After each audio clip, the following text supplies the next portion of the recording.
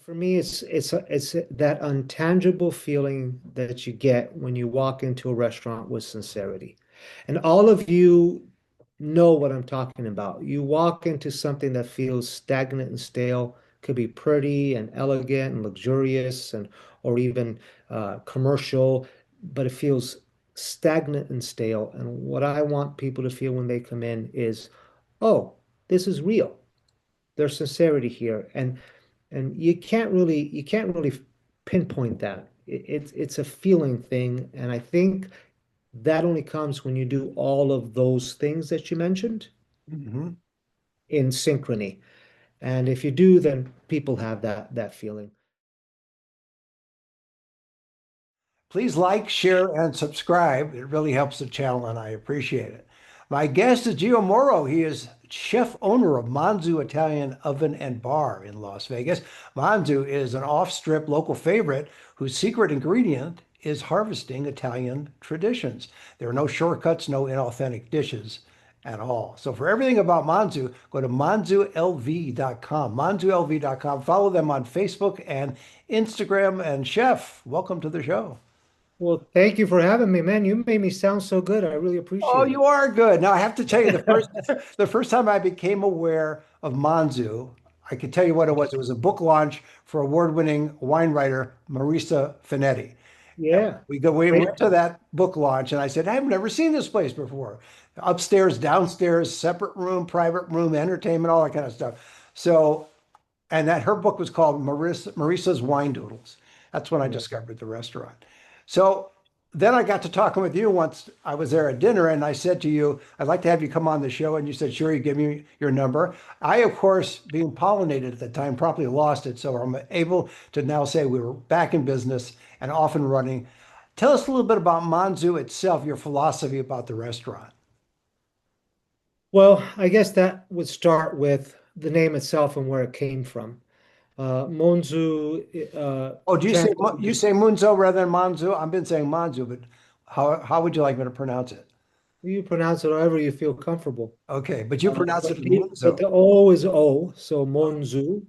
But people say Monzu all the time. Okay. It's not a big deal. We All all have our speech inflections, and those are allowed. Uh, I- this is coming from a guy who I was born in the States and then went to Italy when I was very young, so I got made fun of a lot when I was learning Italian. I only knew Sicilian at the time. And then when I came back, I had forgotten all my English. So then I got made fun of a lot for my Italian accent. So the older I get, the more I realize that it was a bunch of nonsense and people are just going to pronounce things the way they pronounce things, and that's okay. Fair enough. Well, I'll always teach if they're willing Right, to say it properly because I want to say it properly. right. But I would never I'd never make a thing about it. So Monzou is it's really synonymous for chef, and it comes from the French term monsieur. So what happened was during the French Revolution, southern Italy was very prosperous. At the time, it was the Kingdom of Two Sicilies, and was unification of Naples and Calabria to the Kingdom of Sicily, and it became the Kingdom of Two Sicilies. And so a lot of cooks in France found themselves out of work because their bosses had been decapitated, many of them, we should Oh, say. all right. Well, we all know what happened during the French Revolution, right? Correct. I had So, forgotten for a moment, but yes, you could, to your point. Yes. so, so they went down and they started working for noble families in southern Italy. And the locals could not pronounce the word monsieur. And so monsieur became Monsu and Monzu. And then that became synonymous with head of kitchen for these master chefs that were down in Sicily. And then throughout the generations, it just became a common term for chef. It is not used, it hasn't been used in 150 years, but that'll give you an indication of where my heart is. I love food lineage. I love to know the heritage of a particular dish and ingredient and the passing down of such ingredients. And the simpler, the better. In Italy, we say that simplicity is an art form, but it's not always easy to stay simple. It's super easy to keep on adding a bunch of ingredients until something is so confusing to the palate that it tastes good. It's more difficult to have a very precise technique and do things very precisely so that a simple plate of pasta with tomatoes is spectacularly delicious. So that's my philosophy. I borrow dishes from all over the peninsula. A few dishes have my personal spin on it, but either way, it's always with that idea and that philosophy in the back of my mind. And if I bring in a dish, like I have a favorite dish from Piacenza called Pisare in Faso, and it's a bread dumpling. And if I bring that, I do incredible work to make sure that it's as authentic as humanly possible because I want it to be correct. And I want the locals that come here to taste it and say, "Yep, this is the way I have it at home." And nothing gives me more pride because then I know what I'm presenting our community is the real deal. I find so many times people use terms for marketing and it has zero resemblance to what the original dish is. And to me that's doing things without integrity. If you're going to call something by a name that has been given in the region, then you have an obligation as an entrepreneur to do it exactly like it is done over there. And I think that in a capitalist society, which I adore, that's why I'm here, we as business owners have a great responsibility to keep things at a high level of integrity. Otherwise, we're not really serving the community well. Right. So that's my philosophy. You mentioned also about the locals, but because we have listeners and viewers around the world, I noticed when I've been there that you've had people come from outside Las Vegas when they're visiting either for a convention or, All over, yeah, all over. We're very blessed. We're about 70-30 split, 70 actually out of towners, 30 local, which is pretty impressive. incredible to me and very interesting. We are close to the strip. Now, 20 years ago, the strip was, we felt far from the strip. Now, this location feels very close to the strip. Right. And so people from all over the valley have to travel to come here. It's a destination. But it's a good meeting ground. There's friends in Henderson and friends in uh, Summerlin, and they can use Monzú as a meeting ground because it's right in the middle. So that's kind of how that works. Well, one of your signature offerings, I'll call it that way, you have this sourdough starter. That's pretty Yeah. famous. Tell us a I little don't, bit about I that. don't know that I don't know that anything is my signature dish, but the bread is something that I've devoted a great deal of time and intent Well, and that's why I energy. think signature works as an adjective. Yeah. Yeah, you're right. I guess I'm thinking it a little more the marketing side, but Right. but as a chef, I've always been fascinated at how people did things in the old days. And I did some baking, some professional baking, and there's these proof boxes and this commercial yeast and these big mixers and all this stuff. And I thought, and this happened about 25 years ago. I said, how did my great grandparents do it? My grandparents, how did they do it? This is like there's all these modern comforts, but I keep on hearing people having an issue with digestibility of bread and that they can't eat it because it inflames and all this. And excuse me. I said, well, why is that? So I became obsessed with learning how to make bread in a fashion exactly like my grandmother. I could picture her doing it, both grandmothers, my great grandmother. How was it that they made it? And it took me quite a while to get the flavor that I wanted. I even went as far as uh, imported yeast strands. Uh, One of them was from the island of Ischia, which is the one that I ended up using. And for those of you that don't know, Ischia is an island right off the coast of Naples.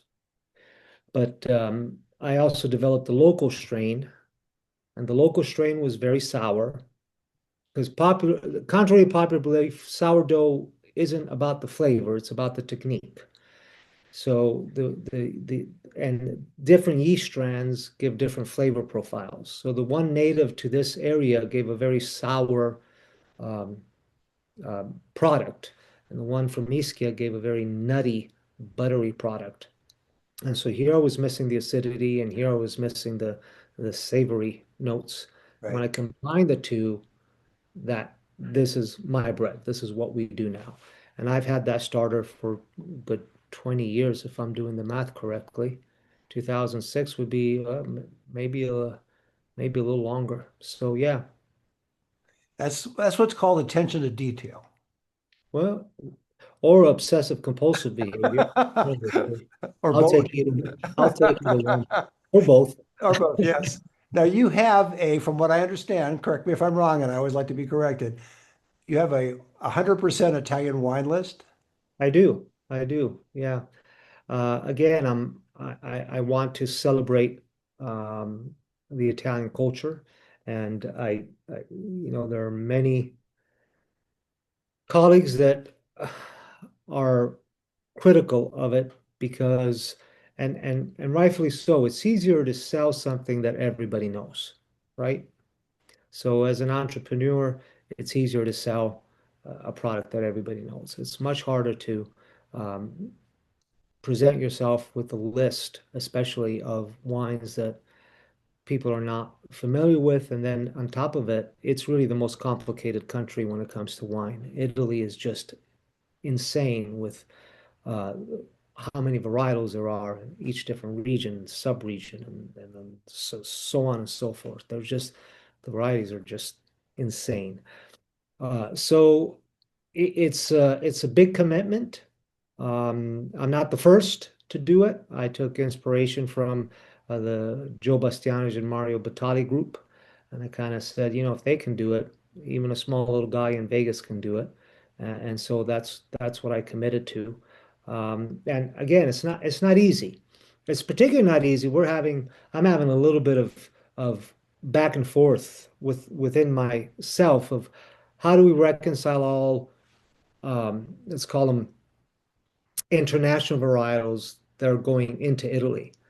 There's a lot of people starting to plant Chardonnay in Italy. There's a lot of people starting to plant Cabernet Sauvignon in Italy, and so on and so forth. And I sit there and go, well, but why? They're not really Italian, but then you got to go with the time. So I'm having a little bit of conflict there. But I even have a hard time putting a Chardonnay on the list that is from Italy. Just because it's from Italy doesn't mean that it fits the vision. What fits the vision for me is something that is bringing, celebrating the Italian culture and something that's been developed for millennia, and I am noticing that, and maybe every generation notices this. I don't know, but from my experience with the dawn of technology being so incredibly feels like fast-paced, like the forward buttons we used to have on the cassette tapes, Yes. and you hear the voices go right. That's what life feels like to me right now because the acceleration of technology is so great, and I would hate to lose things along the way. And I want to be the guy that says, hey, let's not forget about this guy. Let's not forget about this thing. Let's not forget about this gal. That's my view on life. I haven't, and I sometimes find I'm at home, and just to be clear, I love technology.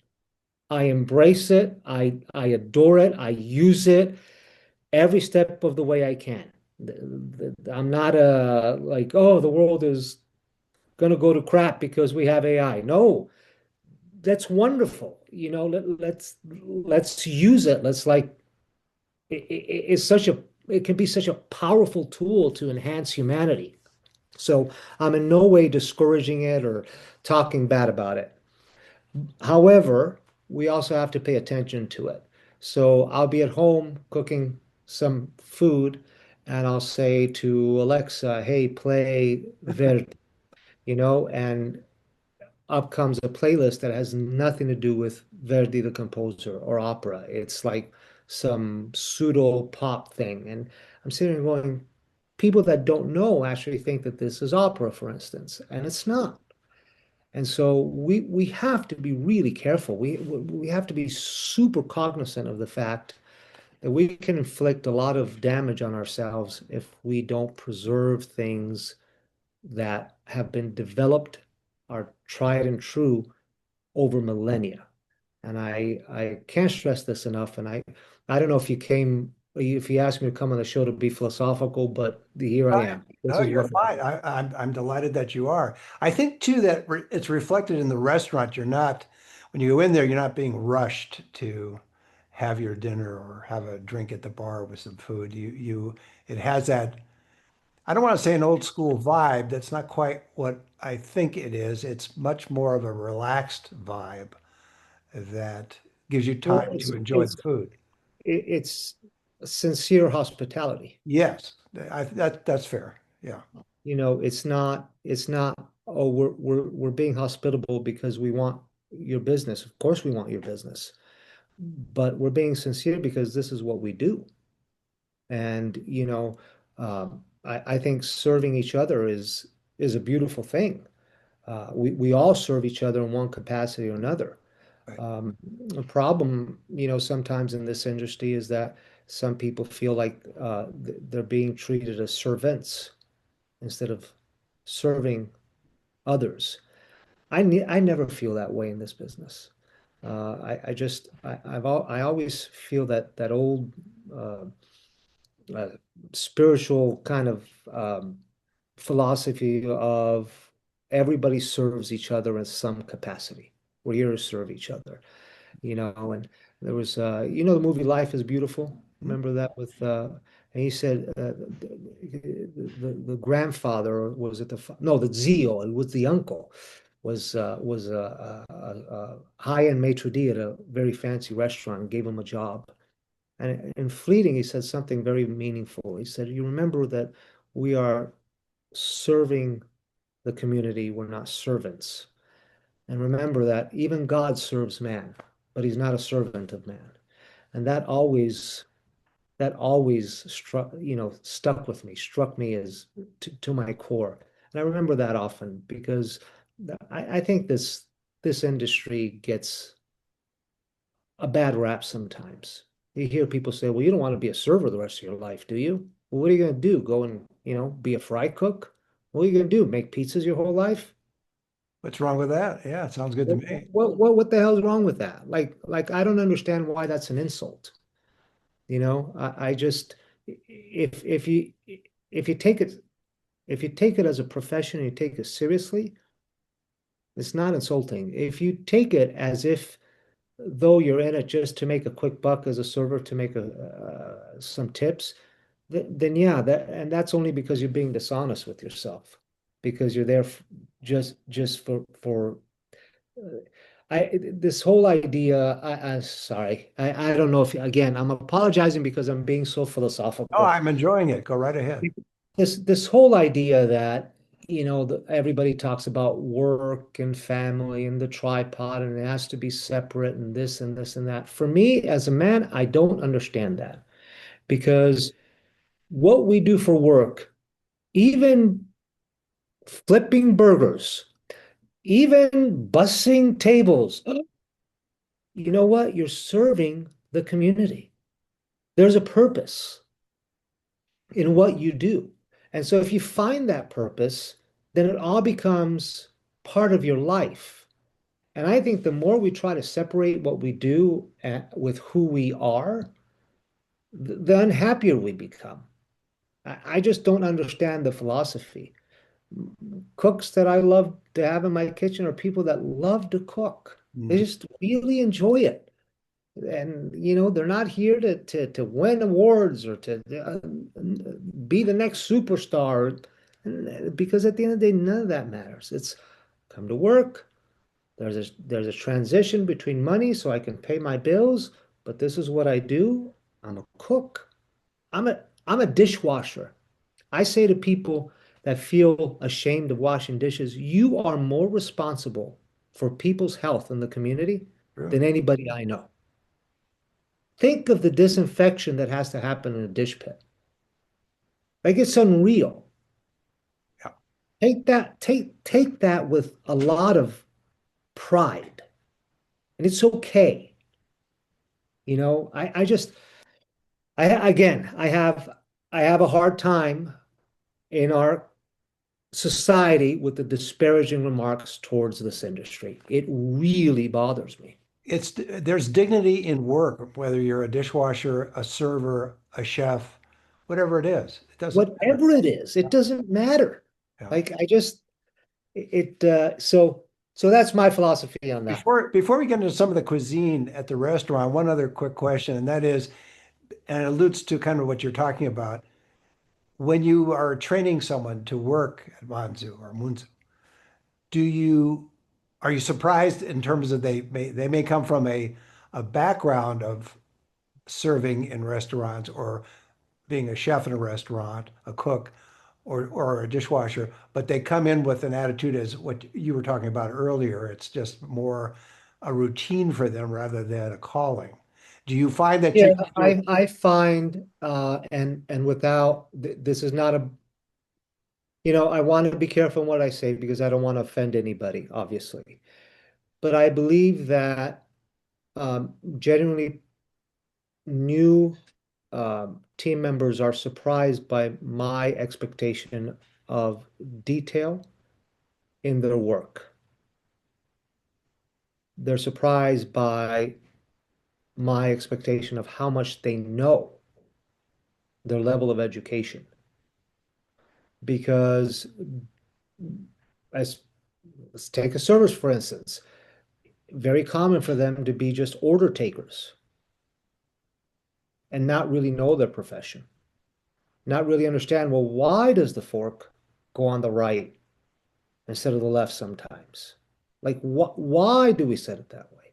Why shouldn't I cross over to pour something? Why is it that I'm bussing from the right and serving? Like, what, how, the mechanics of it. Mhm. And you earlier before we got on to the interview, you mentioned Ozzy that Mhm. works here. This is one of the things that I love about Ozzy is that he remembers when it was expected for you to know your profession very, very well. And I also love bridging that. That's why I love having a guy like Ozzy here to teach the younger generation. But to answer your question, yeah, I do think that people are generally surprised Yeah. that, it's just garlic. No, no, this dish gets garlic pressed. This dish gets garlic sliced. This dish gets garlic chopped. Well, it's just garlic and olive oil. No, Mhm. no. When you taste it, it's completely different. Well, And I need you to that's the passion. understand that. Yeah, that's the passion in you. We should mention that Ozzy's probably one of the first people you meet when you go into Monzú. He's Yeah. quite the character and quite the gentleman, as they say. Yeah. Listen, we I'll have. I'll give you another one. Sure. Well, go ahead. I don't want to interrupt you. No, Go that's ahead. right. I just want to ask you about your favorite selections that you would recommend to people that would go to Monzú. In other words, there's so much on the menu, but do you have like the top three that you would recommend? Yeah, so I have three kids, and that's like you asking me which kid I like Of better. course, that's why I did. And yeah, You don't want to there's no reveal. such thing. So the thing that you need to know is that if it's on the menu, it's because I've evaluated it as something that is meaningful that I want to bring the community. Obviously, as a business guy, I love things that sell. Again, that's the tough position I'm in. People come to an Italian restaurant, they expect a lot of Italian American dishes that they're not going to see here. So that's a big struggle. Right. But uh, if someone were to come off the street, my suggestion would be to do one of the chef's tables where people can actually experience a multitude of things. And then you do that the first time. And then when you come back, you remember the one dish that you like the most. and then you order that dish and nothing else, or you keep on doing the chef's table and whatever suits your. That's a great idea. I haven't tried that. I'm always stuck on rosemary chicken, so I'm kind of a one dish guy. The vernizzi you're talking about, the Yeah. chicken vernizzi. Uh, We just got back from Italy for 2 weeks, and I went. You're gonna love this story. I'm gonna tell it to you. Um, the place that inspired that dish is a trattoria called Vernizzi, which is outside of Parma. Parma being famous for prosciutto and Parmigiano cheese, right? We know we've all heard this. So I went in, and this gentleman is 93 young. And I mean, he is just spitfire. He's just full of energy and just funny as funny can be. And I said to him, you inspired a dish at my restaurant. I put your name on the menu. It says chicken ai vernizi, you know. I said, no. And I pulled it up on the website and showed him and he took my phone to show everybody, look at this, what they're doing in Las Vegas. We have our name in Las Vegas. And he came up to me, he goes, I feel like I should give you a check for bringing forth our name to America. And I thought, what a different philosophy. Us as Americans would say, you owe me royalties for using my name. Yes, it's definitely different. Yeah.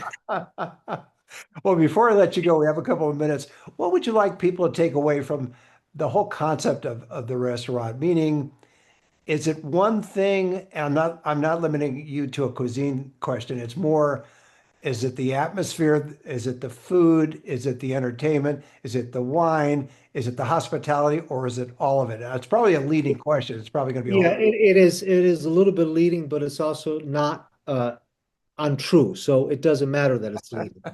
But in reality, it is all. But for me, it's that intangible feeling that you get when you walk into a restaurant with sincerity, and all of you know what I'm talking about. You walk into something that feels stagnant and stale, could be pretty and elegant and luxurious, and or even commercial, but it feels stagnant and stale. And what I want people to feel when they come in is, oh, this is real. There's sincerity here, and you can't really pinpoint that. It's a feeling thing, and I think that only comes when you do all of those things that you mentioned Mhm. in synchrony. And if you do, then people have that feeling. I just love this. I don't know if you can see me, but big open arms, hospitality, and I want people to feel good about being here and just enjoying a brief pause to their hectic lives. Well, that's a great way to leave it. My guest has been Gio Mauro. He is chef owner of Monzú Italian Oven and Bar. It's in Las Vegas, of course. For everything about Monzú or Munzo, go to monzolv.com and follow them on Facebook and Instagram. And Chef, thanks for being on the show. Thank you for having me. It was truly a pleasure, and you're just so easy to talk to. I just couldn't stop talking. No, I love it. Thank you, and see you next time.